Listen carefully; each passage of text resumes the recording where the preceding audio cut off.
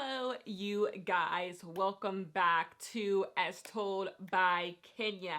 In today's videos, we have some topics to discuss. It's just one video. First, I want to discuss Who the Fuck Did I Marry? So Who the Fuck Did I Marry is this TikTok series where this black woman, this is her name, I don't want to butcher it, she was talking about who the hell did she marry. First, it was just one video. Then, of course, people wanted more information, and it went on to be 50 TikToks long of her describing the hell and the trauma she went through behind this man we call Legion, who basically was lying to her for like an entire year. Now, here is the thing. You gotta get like the elephant out the room. Yes, our girl made some poor choices. You know, she made some poor choices.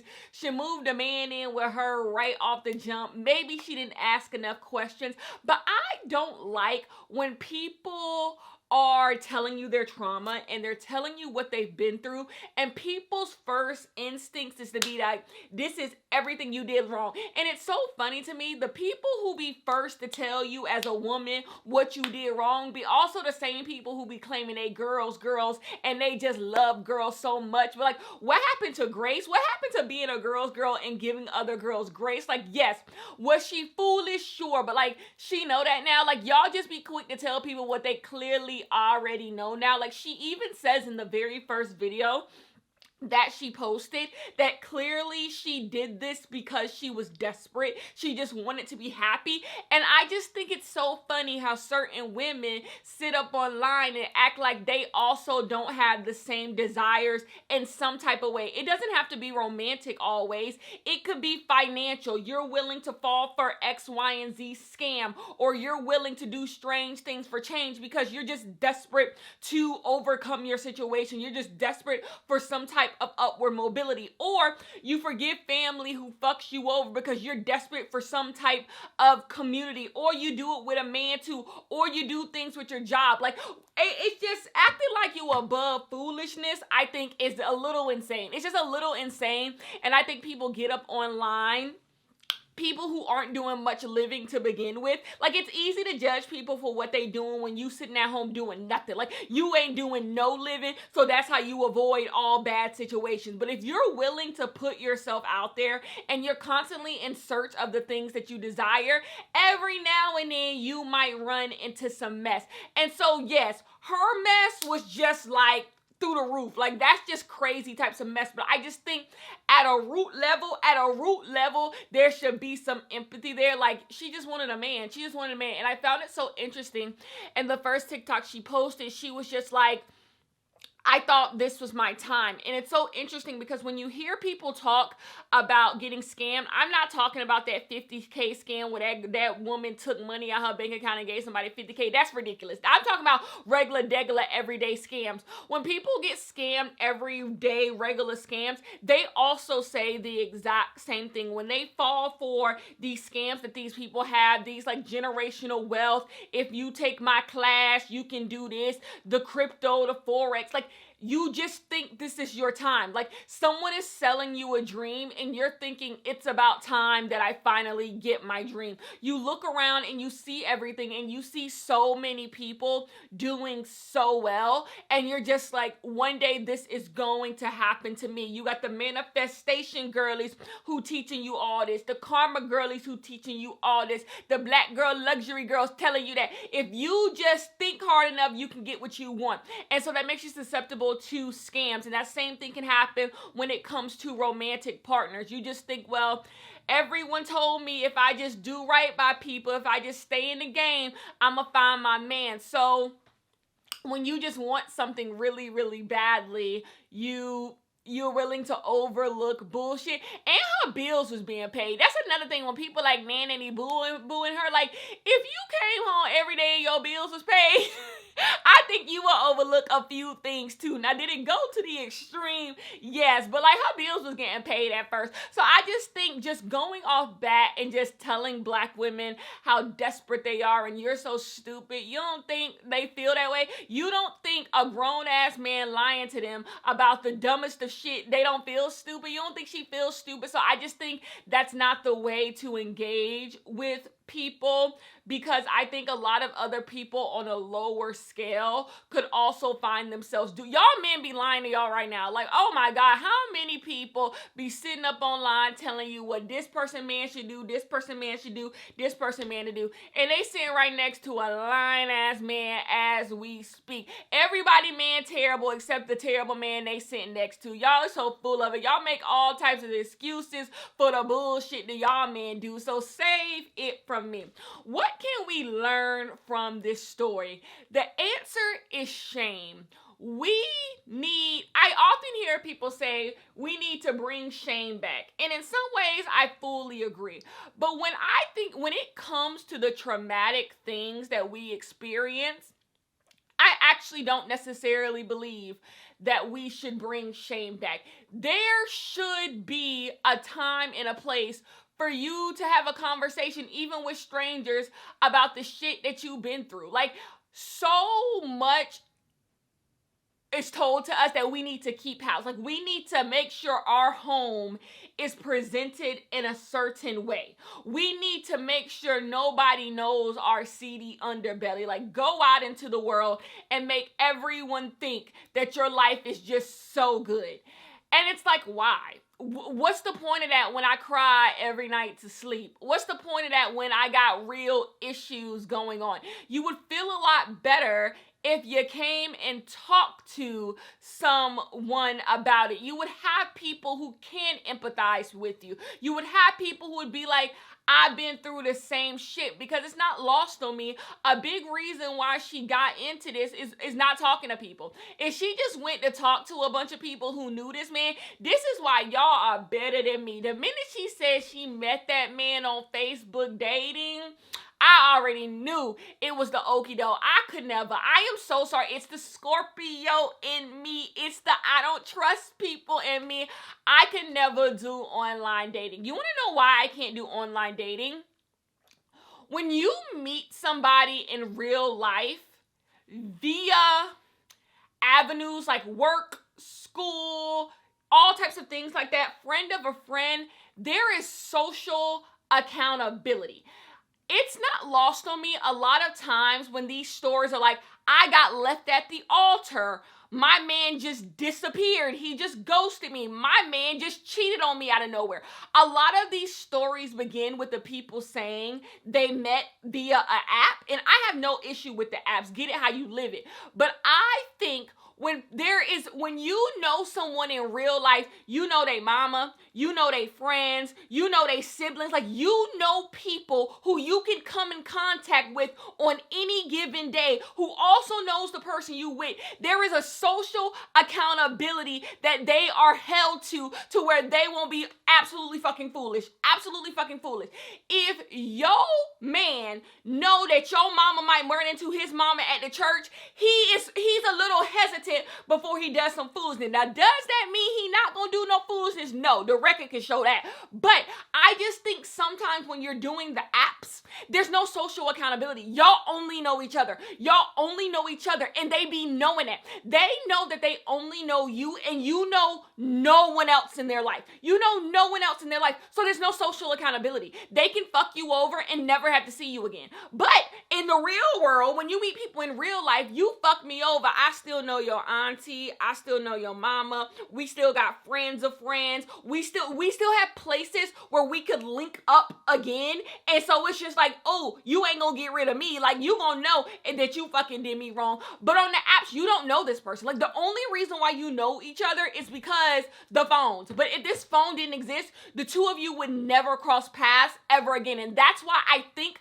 people who meet on the apps are quicker, I'm not gonna say the only ones because that ain't true, are quicker to fuck each other over, because it's just like, in reality, I don't know you. And it begs the question, not me getting philosophical, it begs the question, how we treat other people might have less to do with how we feel about the other person and more to do about the things that connect us to this other person. It might be how it will be perceived by other people. Interesting, because I 100% think the social accountability that goes into you dating someone or being with someone who y'all both, like, who is a part of your world is different than just a stranger. Like, and that's why I think every time you get an article, my man just didn't show up to the altar, they start by saying they met on goddamn Tinder. And it's just like, there's no social accountability. Like, no one in his life knows you really. Like, there's no, he never has to cross paths with you again. And so he willing to do you dirty. I don't know, but I knew the minute I heard Facebook dating, I said, I know how this gonna go. But yeah, back to Shame. So no, tell your story, because now look at the doll. She got Delta, Hilton, free trips to Paris, and it's all because she was willing to tell her story. Now all y'all can't come up with an original idea. Y'all trying to piggyback off her. Too late, we don't care, Bookie. Too late, we don't care, Bookie. Because look, she was willing to show, give a pound of flesh, willing to be like, you know what, my shit do stay. Let me tell you what I went through. Like, I've been through some shit. What Celine said, I got a lot to be mad about. And I think more people need to come into this world vulnerable like that. Like, I got a lot to be mad about. Let me tell you what fucking happened to me, So, I say that to say, I'm on the doll side. I'm on the doll side. I want everything for her. And I'm not about to sit up here and be like, you stupid, you dumb, because, like, what does that gain? You don't think she felt like that for a whole year? A whole damn year? No. And the people who get jealous when people get attention for telling their story, you're weird. You're like, go get a job. You're weird. Speaking of being weird, can somebody bring Tyler Perry to the front? Can somebody bring Tyler Perry to the front? I don't have a heaven or hell to send Tyler Perry to, but if I did, I would shove him right in that fire. Tyler Perry makes me sick. I stopped ranting about Tyler Perry because it became so redundant. Do y'all remember during the pandemic when I was on Tyler Perry's neck almost every single day? Tyler Perry bothers me because if you love black people the way I love black people, especially in Black History Month, don't you want to do right by black people?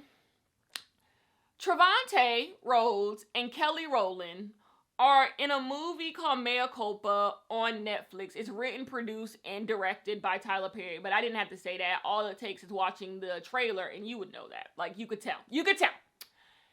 And it's like, in my humble opinion, Kelly Rowland and Trevante Rhodes are taking Tyler Perry's scripts because they have to. I was reading Viola Davis' memoir last year, and she was talking about how, like, y'all don't have to tell actors and actresses they movies suck. They read the script. They're not dumb. They've read the scripts. They know the source material is bad. They know that they just have to do the best with their shitty script. Like, sometimes it's just, either you doing a favor or that's just a chip. That's all the work that you can get, right? And so then it's going to be on Netflix. Everyone's going to see it. So it's just like, hey, let me do what I got to do. Go watch Moonlight and see Trevante, and then see Trevante in this movie and tell me there's not something wrong with Tyler Perry. It's so interesting. You guys know I love Barry Jenkins. Barry Jenkins is the director of Moonlight. And it's so, with less resources and money than Tyler Perry, Barry Jenkins was able to do something so thoughtful. He was able to bring a performance out of Trevante that is so subtle, so strong, and so vulnerable at the exact same time. Because he cares about actors, he cares about the story he's creating, he cared about the story he was adapting, and he cared about craft. Barry Jenkins cared about the craft. And he respected the audience that he was showing this to. He knew would see this. Then you take what Tyler Perry does, and it's just like, I get it. I know that black people want work, and Tyler Perry is going to give black people work. But when does that stop being enough? Tyler Perry has only gotten worse. You guys know Why Did I Get Married, the stage play. You gotta cook and clean and wash everything. I love it. I literally love it. Medea goes to jail, down on my luck. back against the wind. I love it. So I'm not incapable of loving Tyler Perry's work. Like, I grew up on that. Like, I love it. I genuinely do. And then Tyler Perry's first few movies, like, are watchable. Some of them I even quote to this day. But we have strayed so far. At least in the shit that's not good about those things, there's campiness to them. There's lack of resources, but there's still effort. Tyler Perry now doesn't care. And the thing is, it's one thing for you to put your name on this shit and not care, but why you got my dog Kelly Rowland in this? Why you got Trevante in it? Why you don't care about the actors and actresses you are making recite this shitty dialogue? Put on these shitty wigs. Be on these shitty sets. Like, it's all bad. I love House of Pain. House of Pain, I loved it. So when House of Pain came back for BET, I was like, let me give it a go. It's terrible. So you got this original cast back, and you're doing worse by them. Like, go watch the original House of Pain, and it might not be everyone's cup of tea, but like I said, there's effort for it to be a solid sitcom. And then you see now what House of Pain, and it's bad. The dialogue's bad. The lighting is bad. Everything's bad. And I can only imagine the reason why the one that was on TBS was watchable was Checks and Balances. There was someone who wasn't going to let it look like shit and still be played on TBS. But it seems like Tyler Perry has no checks and balances anymore. And so he's willing to put anything up. Even Young Dylan on Nickelodeon. Yeah, I see everything, Tyler. You can't hide from me, boo-boo. Also has this same exact issue. But I would at least say, honestly, between all the bullshit he puts out, Young Dylan would probably be the best of it. What does that say? What does that say? But like, you don't think them kids on Young Dylan deserve more? Those poor babies deserve a little bit more than what you giving them? And that's what frustrates me about him, because it's like, yeah, you're giving them opportunities, but at what cost when they have to read your shitty scripts? And then another thing that bothers me, because I can't believe y'all are still pressing play on the bullshit, but what does it say that black people just want to see black people in stuff? Like, they want to open Netflix and see new black movies, so they're willing to press play on your slop. Why don't you want to do right by them? The people who still have faith that you can put out a good movie, or the people who just want to watch movies with black people in them. Why don't you want to do right by them? Like, there's shit, and then there's what Tyler Perry is doing on BET and Mea Culpa and Acrimony and all those. That's worse than shit. Like, I talk about how bad the Power universe is, not you, Raising Kanan. Cover your ears. Raising Kanan is good. But I talk about how bad I think Power with Tyreek is, and how bad Power got at the end of its run. Even not in the Power universe, I think BMF was a shit show last season. So like, I judge, but you guys, those things are actually far better than the TV shows that Tyler Perry is putting out. What does that say?